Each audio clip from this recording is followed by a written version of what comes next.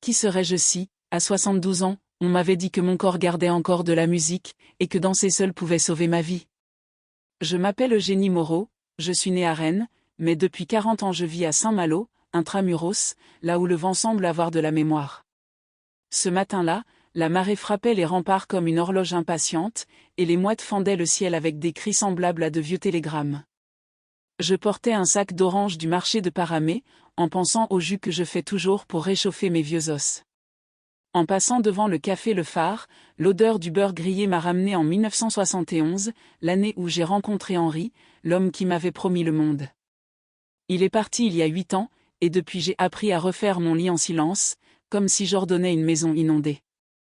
Le dimanche, je regarde les photos de l'Opéra de Rennes et j'y reconnais la jeune couturière que j'étais, légère de rêve mais lourde de tissu. Mais ce jour-là, une enveloppe pâle m'attendait sur le tapis, avec mon nom écrit de travers et à la hâte, comme griffonné en courant. Je l'ai ouverte doucement, et le papier a tremblé entre mes doigts comme un oiseau prisonnier, annonçant quelque chose que mon cœur refusait de lire. Une notification d'expulsion pour vente du logement. Mon appartement, vendu sans que je le sache. Et la signature en bas, c'était celle de quelqu'un que j'aimais. J'ai toujours cru que la trahison avait un bruit, comme un verre qui se fissure, mais la mienne est arrivée muette, faite d'encre et de tampons. L'odeur de sel qui entrait par la fenêtre s'est changée en rouille sur ma langue, et pendant un instant j'ai cru que toute la ville m'avait tourné le dos. Je me suis assise sur la chaise en osier achetée à la brocante de dinars et j'ai entendu mon cœur compter ses pas, comme s'il préparait une fuite. Les murs, chargés de photographies, de robes anciennes et d'un miroir ovale hérité de maman, semblaient se rétrécir. J'ai pensé appeler ma fille, Claire, qui vit à Paris et répète toujours « Maman, tu dois simplifier ta vie ». Simplifier, pour elle, veut dire réduire mon histoire à une valise et à une adresse quelconque dans la périphérie de Nantes. Depuis qu'Henri est parti, Claire parle de « solutions pratiques », des mots sans odeur, sans son, sans dimanche après-midi. J'ai respiré profondément, et le goût du temps rance m'est monté à la bouche, comme lorsqu'on ouvre un coffre et qu'on tombe sur des lettres interdites. En bas de la lettre, le nom d'un avocat inconnu, et un délai, 30 jours. 30 jours pour quitter mes fenêtres ouvertes sur la mer. 30 jours pour abandonner le seul endroit où je savais encore qui j'étais. Et un détail qui m'a transpercé comme une lame, procuration présentée par un membre de la famille proche. Je suis sortie dans la rue avec le papier plié dans ma poche, cherchant de l'air entre les touristes et les vélos qui pressaient l'été sur les pavés.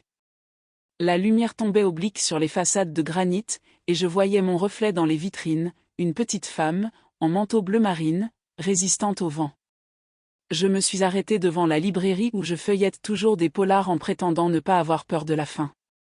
Cette fois, la peur est arrivée avant, s'est assise à côté de moi comme une vieille connaissance, et m'a demandé si j'avais un endroit où aller. J'ai caressé la rampe usée de la porte Saint-Vincent, sentant le métal froid me rappeler que j'étais encore vivante. Les voix des guides touristiques se mêlaient à une chanson lointaine, un accordéon têtu qui semblait venir d'une autre rue. J'ai suivi ce son comme on suit une piste de miettes, et chaque pas racontait l'histoire d'une femme qui refuse d'être délogée d'elle-même. Arrivé sur la place, j'ai vu un groupe de dames faire des étirements, riant avec la légèreté de celles qui n'attendent pas la permission des miroirs. Au centre, une professeure au foulard rouge battait des mains au rythme de « la javanaise », comme si elle voulait convaincre le monde de bouger. Je suis restée figée, serrant mon manteau, comme on serre un arbre avant la tempête. La musique s'est arrêtée. Et elle m'a regardé droit dans les yeux, comme si elle me connaissait d'une autre vie. « Venez, madame, observez, c'est déjà dansé un peu, dit-elle, d'une voix douce comme du beurre fondu. J'ai esquissé un sourire poli, celui que maman m'avait appris, et je lui ai montré la lettre, comme on montre un éclair enfermé dans une bouteille. Elle l'a parcouru rapidement, a mordu sa lèvre, puis m'a fait signe de la ranger, comme si on pouvait replier un orage. Et d'abord le corps respire, ensuite la tête réfléchit, a-t-elle soufflé, et j'ai failli lui répondre que je n'avais pas le temps pour de la poésie.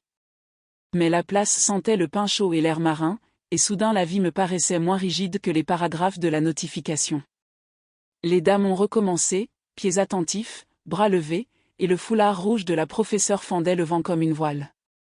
J'ai eu envie de dire que j'avais été couturière, que je connaissais le poids du tissu et le secret des ourlets, que je savais aligner des fils comme des destins. À la place, j'ai reculé d'un pas, comme on hésite à tremper ses chaussures dans une flaque dont on ignore la profondeur. La musique a pris un ton plus haut, et l'accordéon a semblé m'appeler par mon prénom, Eugénie, Eugénie, comme quand Henri m'appelait du balcon. Mon cœur a sauté 2 fois, comme pour tester son courage au bord d'un pont. Je pouvais rentrer, presser mes oranges et pleurer en silence. Ou tenter quelque chose que je n'avais jamais fait. Le premier accord m'a attrapé par le poignet invisible, et mes mains, sans permission, ont dessiné un cercle dans l'air. C'était minuscule, presque invisible, un secret entre moi et le vent qui jouait avec mes cheveux blancs. Les dames m'ont vu et ont souri, m'ouvrant un espace comme on dresse une table pour une invitée de plus. Mes genoux ont hésité, se souvenant des hivers, des escaliers sans rampe, des soupes du soir contre le froid. Mais une braise brûlait encore dans les coutures de ma peau, et elle réclamait de l'air, une chance de devenir flamme. La professeure s'est approchée, son foulard rouge à un souffle de mon visage. « Vous avez déjà commencé, vous ne le sentez pas ?» Et j'ai pensé que commencer, c'était ça, un muscle qui accepte d'exister autrement, ne serait-ce qu'une minute. J'ai avancé d'un pas, puis d'un autre, et la place, trop vaste, est devenue un salon au tapis invisible. J'ai fermé les yeux et entendu mon souffle, une marée tranquille qui montait sur les rochers de ma poitrine. La lettre pesait dans ma poche, rappelant l'horloge impitoyable qui me surveillait. Mais, un instant, le temps s'est distrait. Et dans ce répit, il tenait tout un monde. Je suis rentré chez moi les mains vides et le cœur rempli de bruits nouveaux, comme des coquillages qui gardent des océans. Le couloir sentait la cire d'abeille, et le parquet grinçait sous les mêmes lattes où j'avais attendu Henri de retour de la boulangerie. J'ai ôté mes chaussures et senti le bois froid, reconnaissant de savoir encore mes pas par cœur. J'ai ouvert l'armoire et retrouvé, entre draps et dentelles, une robe bleue cousue pour un bal qui n'avait jamais eu lieu. J'ai glissé le tissu sur mon corps et il m'a reconnu, comme s'il murmurait « Je suis encore à toi, et toi encore à toi-même ». Dans le miroir ovale, j'ai vu la vieille femme et la jeune fille cohabiter, partageant le même territoire de rides et de lumière. La lettre était sur la table, une lame ouverte, et j'ai compris que la blessure était réelle, mais pas totale. J'ai tamisé la lumière, allumé la vieille radio qui capte mal et laissé le grésillement devenir bande-son. Quand la musique a envahi le salon, quelque chose s'est déplacé en moi, comme des meubles anciens trouvant leur place. Et j'ai promis, sans témoin, que le lendemain je retournerais sur la place, avec ou sans courage, avec ou sans marée haute. Parce qu'il y avait une histoire dans mon corps qui demandait un verbe. Et quelqu'un, tout près de moi, avait décidé qu'elle devait être réduite au silence. À l'aube, un rêve m'a réveillé avec une odeur de pluie et de pain chaud, et j'ai marché dans la maison comme on visite un musée en restauration. Dans chaque cadre, un instant, Claire enfant avec un chapeau ridicule sur la plage de Saint-Lunaire, Henri, les mains pleines de farine, et moi, riant sans me soucier de l'écho. Je me suis assise à la table et j'ai écrit sur un bout de papier « Qu'est-ce que tu veux, Eugénie ?» et la question m'a fixé comme un miroir qui refuse les mensonges. Je voulais rester, bien sûr, garder mes fenêtres sur la mer et mes tasses ébréchées qui racontent des blagues intimes. Mais je voulais aussi danser, comme si mon corps était la dernière langue vivante qu'il me restait, une langue que personne ne pouvait vendre. L'horloge de la cuisine a marqué 3 heures du matin, et la ville respirait lentement, comme si elle m'offrait du temps pour décider. J'ai pensé à Claire, à sa manie de régler ce qui ne rentre pas dans son agenda, et à ce qu'elle avait pu faire avec mon nom. J'ai repris la lettre, scruté les tampons, les chiffres, et un frisson m'a parcouru, pas de peur, mais d'anticipation. Il y avait quelque chose d'étrange, un détail absent, une encre plus pâle, une faute d'orthographe que je n'avais pas remarquée. Comme couturière, je reconnais un point mal serré à 2 mètres de distance. Et dans ce document, il y avait un point qui ne collait pas. Le matin à Saint-Malo a un bleu qui n'existe pas dans les boîtes de crayons, et j'ai ouvert les volets pour laisser entrer le jour. J'ai mis la bouilloire à chanter et posé les oranges sur la table, prêtes pour le couteau qui les attendait. J'ai pressé mon jus lentement, comme on apprend un nouveau rythme, et j'ai lavé le verre en écoutant le bruit de l'eau contre le cristal. J'ai enfilé un manteau léger, attaché mes cheveux avec une barrette en nacre et glissé la lettre dans mon sac, à côté du rouge à lèvres réservé aux anniversaires. Avant de sortir, j'ai touché le miroir ovale, petite superstition pour parler à maman disparue. Dans l'escalier, chaque marche fut une répétition, et quand la rue m'a accueilli, j'ai respiré le sel comme on fait un premier pas de printemps. Les boutiques levaient leurs grilles et un boulanger endormi m'a salué avec sa pelle de bois, roi d'un royaume qui s'éveille tôt. La place était encore vide, mais l'écho de la musique de la veille semblait accroché aux fils électriques, attendant des mains et des pieds. La professeure au foulard rouge est arrivée avec un petit poste de radio et un sourire sans hâte. « Aujourd'hui, vous dansez ?» a-t-elle demandé, comme si elle parlait du temps. J'ai répondu par un geste presque invisible, le même cercle que j'avais tracé dans l'air la veille.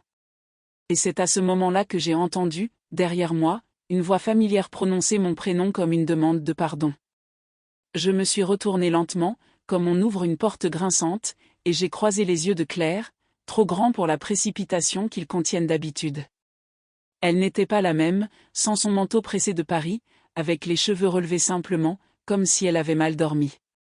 Elle tenait une enveloppe identique à la mienne, froissée sur les bords, et la peur avait laissé une ligne claire sur son visage. « Maman, il faut qu'on parle », dit-elle, chaque syllabe tombant lourdement, comme des pièces dans une caisse en bois. La radio grésilla, la professeure régla le volume, et une valse timide osa entrer dans le matin.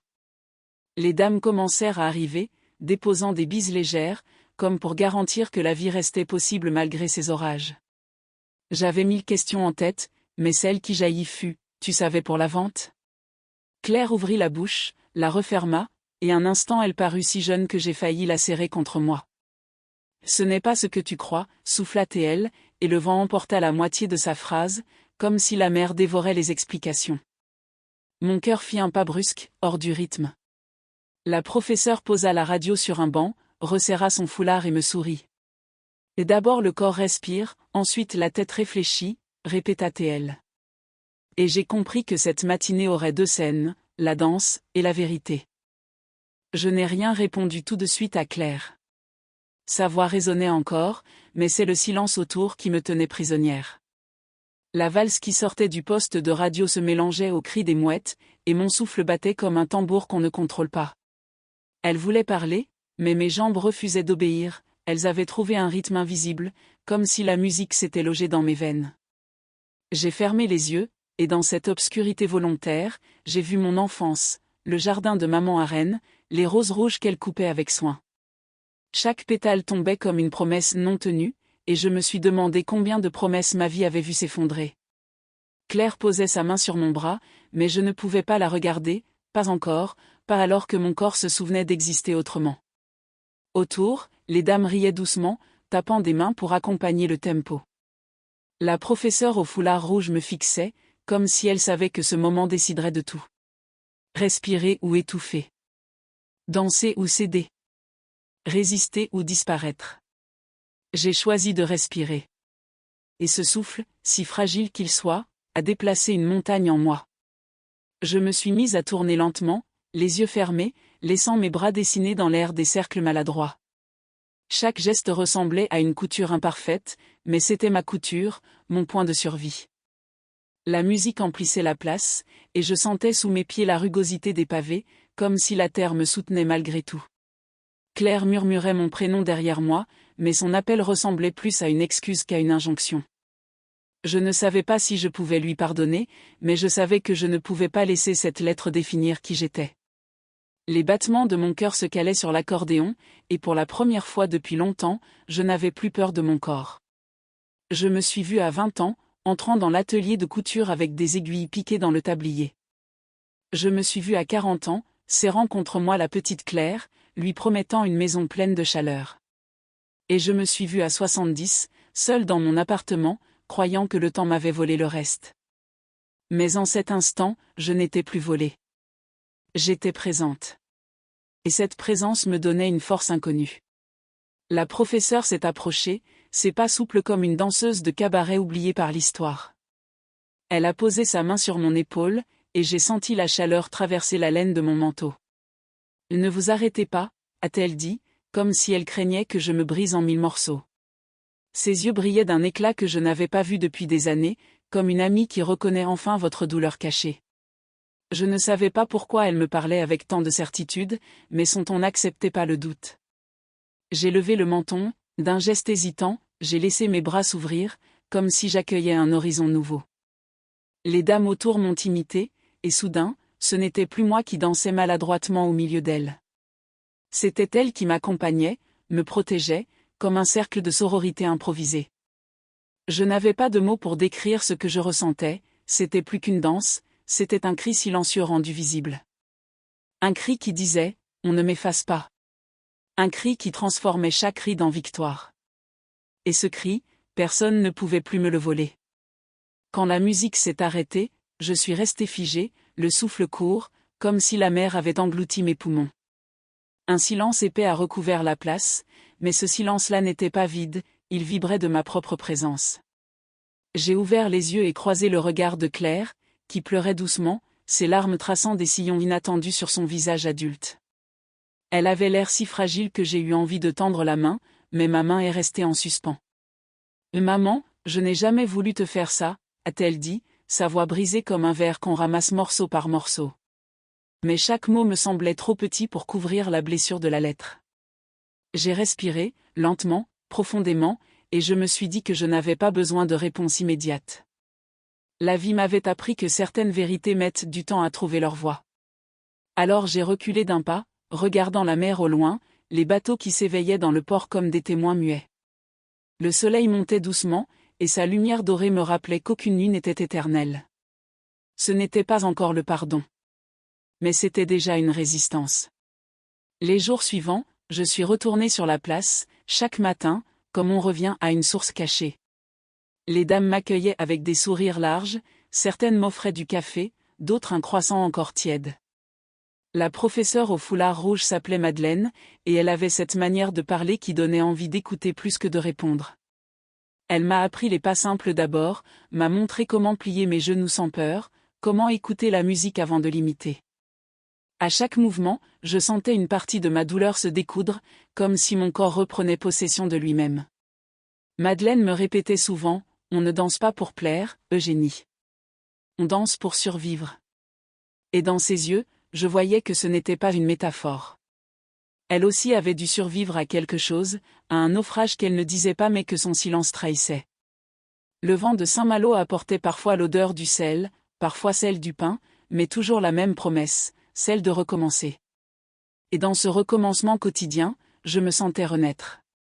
Chaque pas devenait une réponse muette à la lettre d'expulsion. Chaque sourire partagé devenait un refus de disparaître. Un soir, alors que je rangeais mon appartement, j'ai trouvé une vieille boîte en fer où j'avais gardé des rubans et des boutons. En la soulevant, j'ai senti une odeur de linge ancien, un parfum de passé cousu dans le métal. À l'intérieur, une photo jaunie de moi et Henri, riant sur la plage de Cancale, m'a fait vaciller. J'ai caressé son visage du bout des doigts, et j'ai murmuré, « Tu vois, j'apprends enfin à danser. » Ce murmure m'a réchauffé plus qu'une couverture en hiver. Et pour la première fois, je n'ai pas ressenti ce poids d'absence écrasant. C'était comme si Henri me regardait encore, non pas depuis l'ombre de la mort, mais depuis la lumière de ce que j'osais redevenir. J'ai remis la photo dans la boîte et l'ai refermée doucement, comme on ferme une blessure qui cicatrise. Puis j'ai allumé une bougie et j'ai dansé seul, entre mes murs, laissant ma robe bleue tourner au rythme de mon souffle. Le parquet grinçait, mais il m'accompagnait comme un vieil ami fidèle. Et ce soir-là, j'ai compris que je n'étais plus une veuve enfermée dans son chagrin. J'étais une femme qui redécouvrait son souffle. Mais la lettre était toujours là, posée sur la table, implacable comme une épée suspendue. Chaque matin, elle me rappelait que mes jours dans cet appartement étaient comptés. Et pourtant, plus je dansais, moins elle me semblait invincible. Je commençais à voir ses failles, comme un tissu mal cousu prêt à se déchirer. Claire venait parfois me rendre visite, hésitante, comme une enfant qui redoute la punition. Elle m'apportait des fleurs, du fromage de Paris, mais surtout ses silences maladroits. Un soir, elle a dit, « Maman, il y a des choses que tu ignores. » Et sa voix a tremblé au point de s'éteindre. Je l'ai regardée, mais je n'ai pas insisté, certaines confessions naissent dans leur propre temps. Alors j'ai continué à danser, devant elle, sans rien dire. Et j'ai vu dans ses yeux la même chose que j'avais vue dans les miens, la peur d'être effacée. À cet instant, j'ai compris que ce combat n'était pas seulement le mien. Et cette découverte a ajouté une pierre de plus à ma force. Les répétitions sur la place devinrent mon rituel sacré. Madeleine m'encourageait à fermer les yeux, à sentir le vent sur mon visage, à imaginer que chaque mouvement effaçait une peur ancienne. J'apprenais à écouter le silence entre les notes, cet espace fragile où le cœur prend la parole.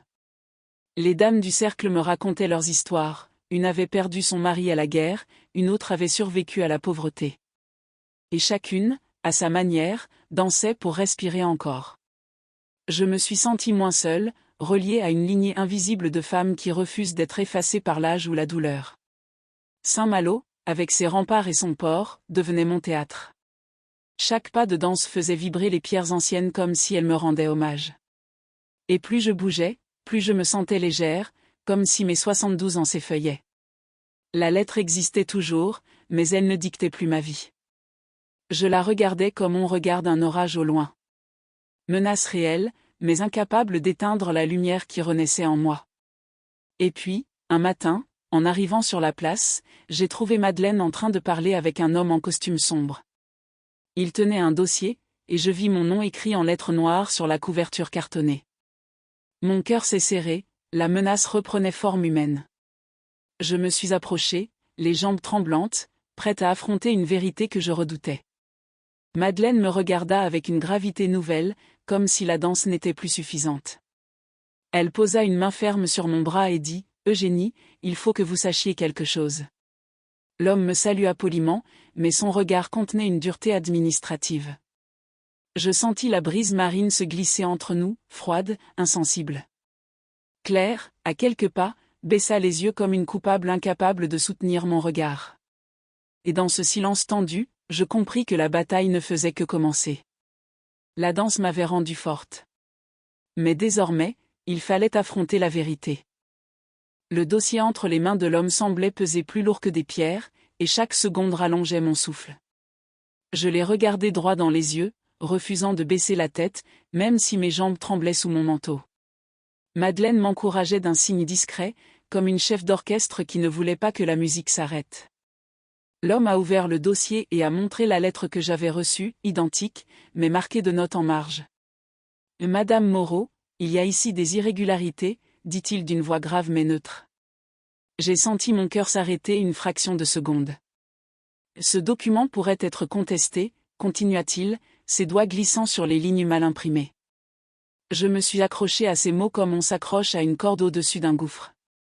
Claire, à côté, semblait pâlir, et ses mains se serraient l'une contre l'autre comme si elles voulaient disparaître. Le silence qui suivit était un tambour battant dans mes oreilles. Et dans ce silence, une étincelle d'espoir est née. La justice commençait à entr'ouvrir une porte. Je n'ai pas crié, je n'ai pas pleuré, mais j'ai levé le menton avec une lenteur qui avait le goût d'une victoire. Alors, je ne suis pas folle, ai-je soufflé, plus pour moi-même que pour lui. L'homme a secoué la tête, professionnel, mais dans ses yeux il y avait une lueur de reconnaissance. Madeleine m'a serré légèrement le bras, et ce geste valait plus que 1000 applaudissements. Claire s'est approchée, sa voix tremblante. « Maman, je n'ai jamais voulu que ça aille aussi loin. » Ces mots se sont effondrés dans l'air, comme des cartes d'un château fragile. « Tu as signé ?» ai-je demandé d'un ton ferme, sans colère, mais avec une autorité que je ne me connaissais plus. Ses yeux se sont remplis de larmes, et son silence a confirmé ce que je craignais. C'était elle. Elle avait prêté mon nom, vendu ma maison, comme on vend un souvenir qu'on croit encombrant. La douleur a traversé ma poitrine, mais derrière cette douleur, il y avait une force brûlante. Car désormais, la vérité ne se cachait plus. L'homme en costume, maître Girard, un notaire de Saint-Servant, a fermé le dossier avec un claquement sec. « Madame, nous allons contester cette vente. Vous avez des droits, et ce papier n'a pas de valeur légale en l'état. » Ces mots étaient comme une sentence prononcée dans une cathédrale silencieuse. J'ai respiré, sentant mes poumons s'élargir comme des voiles prêtes à capter le vent. Claire, effondrée, murmurait des excuses, répétant « pardon », comme une prière désespérée. Mais je ne pouvais pas la consoler, pas encore, pas avec la plaie encore ouverte. Madeleine me regardait, fière, comme si elle savait que ce combat dépassait les murs d'un tribunal. C'était un combat pour ma dignité, pour mes années, pour mon droit à ne pas être effacée. Je n'étais plus seulement une vieille femme menacée d'expulsion. J'étais une survivante qui tenait tête. Et ce rôle, personne ne pourrait me l'arracher. Pas même ma propre fille. Les jours suivants furent une tempête de papier, de rendez-vous et de signatures. Je me retrouvais assise dans des bureaux aux murs gris, respirant l'odeur sèche du papier officiel. Chaque tampon, chaque paraphe résonnait comme un coup de tonnerre, mais aussi comme une réparation. Madeleine venait parfois m'attendre dehors, et ses encouragements valaient plus que les discours d'avocat. Je marchais sur les pavés de Saint-Malo avec une démarche nouvelle, comme si mes pas portaient une bannière invisible. Le bruit de mes talons résonnait entre les murs de granit comme une proclamation. Les passants ne savaient rien, mais moi, je sentais que je reprenais ma place dans ce monde. Claire, elle, restait silencieuse, assise parfois en face de moi, les yeux noyés de regret. J'aurais voulu crier, mais mes cris se transformaient en danse chaque soir, chez moi, dans mon salon. C'était ma façon de résister, de ne pas laisser la rancune me consumer. Je dansais pour me libérer. Et chaque pas effaçait un peu de la trahison. Le jour de l'audience, je suis entrée dans la salle du tribunal comme on entre sur scène. Les bancs de bois craquaient, les fenêtres laissaient passer une lumière grise de Bretagne. Je portais ma robe bleue, celle qui avait attendu 40 ans dans l'armoire. Elle n'était pas seulement un vêtement, c'était mon armure. Claire était là, assise 2 rangs derrière, son visage dévasté mais silencieux. L'avocat parla, ses mots précis comme des aiguilles, décousant un à un les mensonges du document. Chaque phrase tombait comme une pierre dans l'eau, éclaboussant les illusions de l'autre partie. Je restais droite, les mains croisées sur mes genoux, sentant en moi une tempête se transformer en calme. Le juge leva les yeux de ses papiers, et ses mots tombèrent comme une délivrance. Cette vente est annulée. Madame Moreau conserve son logement. La salle resta figée une seconde. Puis le monde recommença à respirer. Je ne souriais pas encore. La victoire avait un goût étrange, un mélange de sel et de sang. Mais elle était là, incontestable. Madeleine, assise discrètement au fond, m'adressa un signe de tête, comme une chef d'orchestre qui clôt un mouvement. Claire baissa la tête, et ses larmes tombèrent sur ses mains jointes. Je n'avais pas gagné contre elle, j'avais gagné contre l'oubli, contre la disparition imposée. La maison, mes murs, mes fenêtres sur la mer, m'appartenaient encore. Et dans le reflet des vitres du tribunal, j'ai aperçu mon visage, fatigué, ridé, mais debout. La danse m'avait rendue vivante. La justice m'avait rendue visible. Et ces 2 choses ensemble formaient une victoire rare. Une victoire qui valait plus qu'un simple papier. Le soir, de retour chez moi, j'ai ouvert toutes les fenêtres. Le vent s'est engouffré, portant avec lui les bruits du port, les rires des passants, le cri des mouettes. Je me suis avancée dans le salon et j'ai allumé la radio. Une valse s'est élevée, claire, comme un cadeau inattendu.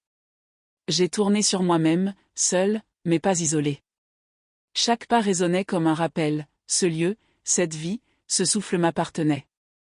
Je dansais pour Henri, pour maman, pour toutes les femmes qui avaient porté des silences trop lourds. Et je dansais aussi pour Claire, même si je n'étais pas prête à lui tendre les bras. Mes mouvements étaient mon langage, ma justice intime, ma réponse à la trahison. La robe bleue tournait, ses plis s'élargissant comme des ailes. Et dans le miroir, je ne voyais plus une vieille femme menacée. Je voyais une femme invincible. Pourtant, le lendemain, Claire frappa à ma porte. Elle avait le visage marqué, les yeux gonflés de nuit sans sommeil. Dans ses mains, un carnet usé, fermé par un ruban. « C'est pour toi », dit-elle, d'une voix cassée. Je l'ai pris avec méfiance, le poids du papier m'écrasant déjà le cœur.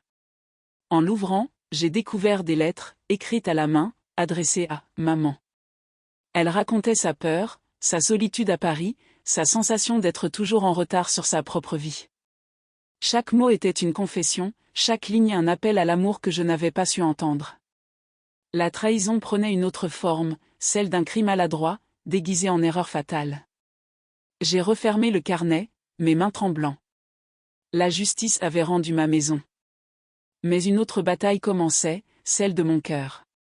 La nuit tomba sur Saint-Malo comme un rideau épais. Je me suis assise près de la fenêtre, le carnet sur les genoux, écoutant le va-et-vient de la mer. Chaque vague semblait poser la même question, vas-tu pardonner? Je n'avais pas la réponse. Mais j'avais retrouvé ma force, ma voix, mon souffle. Et peut-être que dans ce souffle, il y avait assez de place pour une seconde chance. Madeleine me disait toujours, la danse commence là où les mots s'arrêtent. Alors j'ai fermé les yeux et j'ai laissé mon corps bouger doucement, en silence. Le parquet grinçait, la mer respirait, et je savais que la suite ne dépendait que de moi. La justice m'avait rendu ma maison. Il restait à savoir si j'avais la force de reconstruire le lien brisé. Et dans ce doute, je me suis sentie plus vivante que jamais. Les jours qui suivirent l'audience furent étrangement silencieux. La maison était restée mienne, mais l'écho des pas de Claire dans l'appartement vide me hantait. Je posais souvent le carnet sur la table, l'ouvrant à demi comme pour laisser les mots respirer. Chaque lettre de ma fille révélait une détresse que je n'avais pas voulu voir, trop occupée à survivre moi-même. Je comprenais peu à peu que sa trahison n'était pas née de la haine, mais d'une solitude mal digérée. Cela ne l'excusait pas, mais cela la rendait humaine, fragile, faillible. Et moi, dans ma robe bleue, j'apprenais à faire de la place à ses failles.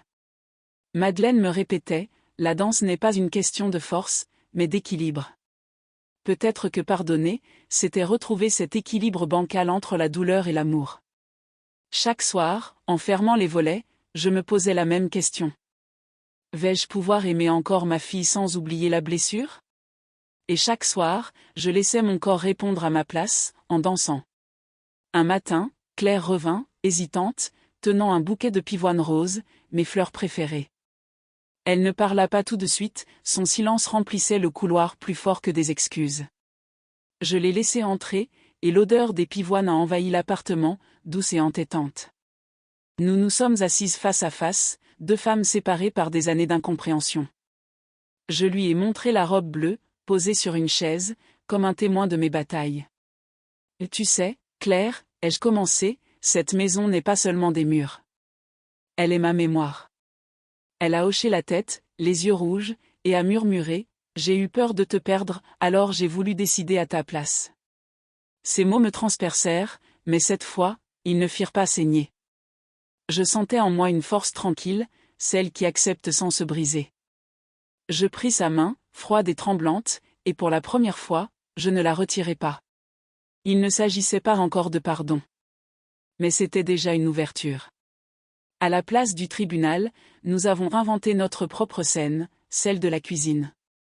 Le soir même, j'ai sorti 2 verres et pressé les oranges comme autrefois, quand elle était enfant. L'odeur du jus frais a rempli la pièce, et Claire a souri faiblement, comme si ce parfum lui rappelait une tendresse oubliée. Nous avons bu en silence, mais ce silence-là était doux, porteur de réconciliation. Puis la radio a grésillé, et une chanson ancienne, que reste-t-il de nos amours, s'est élevée. Je me suis levée, hésitante, et j'ai tendu ma main à ma fille. Elle a ri nerveusement, je ne sais pas danser. Moi non plus, ai-je répondu, et nous avons fait quelques pas maladroits dans la cuisine étroite. Nos ombres s'entremêlaient sur les murs, et je sentais que ce moment valait plus que 1000 discours. C'était une danse fragile, bancale, mais une danse tout de même. Et dans ce pas hésitant, j'ai senti naître une paix nouvelle. Une paix imparfaite, mais réelle. La ville de Saint-Malo semblait accompagner ma métamorphose. Chaque matin, en ouvrant les volets, je voyais le port se réveiller, les bateaux partir comme des promesses. Le vent apportait des rires d'enfants, des odeurs de croissants, et même les cris des mouettes semblaient plus doux. Je marchais dans les ruelles pavées avec une légèreté nouvelle, mon pas moins chargé de peur. Les voisins me saluaient, certains s'arrêtaient pour me demander des nouvelles. Je racontais parfois, d'une voix calme, que j'avais dansé, que j'avais résisté, que j'avais gagné. Ils souriaient, certains émus, comme si mon histoire leur donnait un peu de courage. Je découvrais alors que ma bataille n'avait pas été seulement la mienne. Elle devenait une petite lumière pour d'autres, un exemple discret mais contagieux. Et dans leurs regards, je sentais une reconnaissance silencieuse. J'avais trouvé une nouvelle place, non seulement dans ma maison, mais dans le cœur des autres. Et cette place, aucun papier ne pourrait me l'enlever. Madeleine, fidèle, continuait de m'attendre chaque matin sur la place. Elle avait l'œil attentif d'une mère et l'énergie d'une guerrière fatiguée, mais debout. Tu danses différemment, m'a-t-elle dit un jour, en me regardant tourner. Je lui ai souri, je danse avec moins de colère. Elle a hoché la tête, et j'ai compris que c'était là ma victoire la plus précieuse. La colère m'avait nourri, mais elle ne pouvait pas être mon unique moteur. Il me fallait désormais danser avec paix, avec gratitude. Les autres femmes du cercle le sentaient aussi, nos rires étaient plus francs, nos pas plus fluides. Il ne s'agissait plus seulement de survivre, mais de vivre pleinement. Chaque mouvement était un remerciement au vent, à la mer, à la vie elle-même. Et chaque sourire échangé était une preuve, nous étions encore là. Debout. Présente. Vivante. Un soir, Claire m'accompagna sur la place. Elle observait timidement, serrant son sac comme une adolescente. Madeleine s'approcha d'elle, avec ce ton doux mais ferme qu'elle utilisait toujours, « Tu danses aussi ». Claire a ri nerveusement, mais elle n'a pas refusé. Je lui ai tendu la main, et elle l'a prise. Nous avons bougé maladroitement ensemble, et pour la première fois, je n'ai pas senti la douleur entre nous. La musique couvrait nos blessures, les transformant en pas hésitants mais partagés. Les dames applaudirent doucement, comme si elles assistaient à un miracle discret. Je sentais le vent dans mes cheveux, le parfum du sel, la chaleur de la main de ma fille. Et dans ce moment suspendu, je compris que la réconciliation ne vient pas d'un mot, mais d'un geste. Nous étions en train d'écrire une nouvelle mémoire. Une mémoire qui valait d'être transmise. De retour chez moi, j'ai ressorti le vieux miroir ovale de maman. Je m'y suis regardé longtemps, observant chaque ride comme une cicatrice, mais aussi comme une médaille. J'ai souri à mon reflet, et pour la première fois, ce sourire n'était pas forcé. Je voyais en moi une femme qui avait traversé la douleur, la trahison, la peur. Mais aussi une femme qui avait trouvé la danse, la justice, la paix. Je n'étais plus seulement l'Eugénie abandonnée par Henri, ni la mère trahie par sa fille. J'étais une femme entière, debout, vibrante. Le miroir ne me renvoyait pas l'image d'une vieille femme épuisée. Il me montrait une survivante, une battante, une danseuse. Et dans ce regard retrouvé, je me suis reconnue enfin. C'était moi, Eugénie, 72 ans, vivante. Et prête à continuer. Les soirs d'été, j'ouvrais toutes les fenêtres et je laissais entrer le bruit du port. Je mettais ma robe bleue et je dansais seule, en souriant à la lune. Chaque pas était une prière, chaque tour une célébration. La mer m'accompagnait, et je savais qu'Henri, quelque part, applaudissait encore. Claire me rejoignait parfois, apportant une bouteille de vin, et nous rions de nos maladresses. Nos ombres dansaient sur les murs, deux générations réconciliées par un rythme nouveau. Le passé n'avait pas disparu, mais il avait trouvé sa place, sans détruire le présent. Je vivais avec mes cicatrices, mais elles ne dictaient plus mes gestes. Elles étaient devenues des notes de musique dans ma danse. Et cette danse était devenue ma langue, mon héritage. Chaque mouvement disait « Je suis encore là ». Et ce message suffisait. Aujourd'hui, quand je traverse la place de Saint-Malo, je ne suis plus une spectatrice. Je suis une danseuse, même si mes pas sont lents et mes genoux fatigués. Je suis une femme qui a choisi de respirer au lieu d'étouffer, de danser au lieu de céder. Et dans les yeux de ceux qui me croisent, je lis parfois une admiration discrète. Ils voient peut-être une vieille femme, mais moi je sais que je suis plus que ça. Je suis une mémoire vivante, une leçon incarnée. La vie ne m'a pas épargnée, mais elle m'a offert ce cadeau, me retrouver moi-même à travers la danse. Et cela, aucun papier, aucune trahison, aucune douleur ne pourra l'effacer. Je ferme les yeux et je souris, entendant encore Madeleine me souffler « Respire, Eugénie ». Alors je respire, profondément, comme si chaque souffle me liait encore un peu plus à la mer. Et je danse. Parce qu'à 72 ans, j'ai enfin appris que danser seul, c'est déjà ne plus jamais être seul.